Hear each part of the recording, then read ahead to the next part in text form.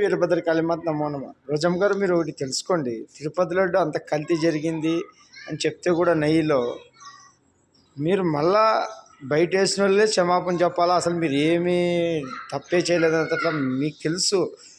మన దేవుళ్ళ పట్ల క్రైస్తవులు ఏ విధంగా ప్రవర్తిస్తారు, ఆ దేవుళ్ళని ఏమంటారు, దేవుళ్ళ పట్ల ఎంత మర్యాదగా ఉంటారో తెలిసి కూడా మన కరుణాకర్ రెడ్డిని చైర్మన్ చేస్తూ, ధర్మారెడ్డిని చేస్తూ, వీళ్ళందరినీ చైర్మన్ చేస్తూ ఇవన్నీ చేసినారు. మన జగన్ గారు ఏ మతం కొలుస్తారో అందరికి తెలుసు. వాళ్ళ దేవుళ్ళని ఎంత, మన దేవుళ్ళకి ఎట్లా మాట్లాడతారో తెలుసు. తెలిసి ఇంతకుముందు రాజశేఖర రెడ్డి గారు చేసి ఆయన ఈ భగవంతుడు కర్మ వదులుదమ్మా. మీరు ఈరోజు వ్యవస్థల నుంచి జనాలను మోసం చేయొచ్చు, కానీ కర్మ ఎవరిని వదులుదు. కర్మ వెనకే ఉంటుంది, ఇప్పుడు వెంటనే ఉంటుంది. కర్మ ఏ విధంగా కొడుతుంది అంటే నరకం చూపించి జీవితాంతం కుళ్ళేటట్లు కూడా చేస్తుంది. చంపే అవసరం లే. కర్మ ఎన్ని రకాలుగా వస్తుందో, ఎన్ని పద్ధతులు పెడతాడో వీరభద్రుడు స్వామి మీకే అర్థమవుతుంది.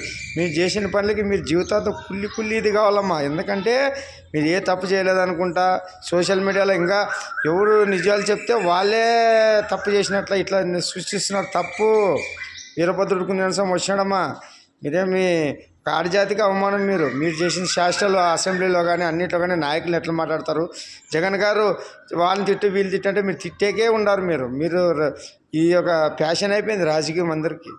రాజ్యాంగంలో మన లొసుగులు తీసుకొని ఈరోజు మీరు చట్టాలను చేసేవాళ్ళు, ఎమ్మెల్యేలు ఎంపీలు ఎట్లుండాలా, ఎట్లా తయారైపోయినారు చూడు. అందుకే ఈ పాతనంలో తొక్కి రాజకీయాన్ని ఐపీఎస్ ఐఎస్లతో పాలించడానికి వీరభద్ర స్వామి వస్తున్నారు. నాయన సమయం దగ్గరలో ఉంది.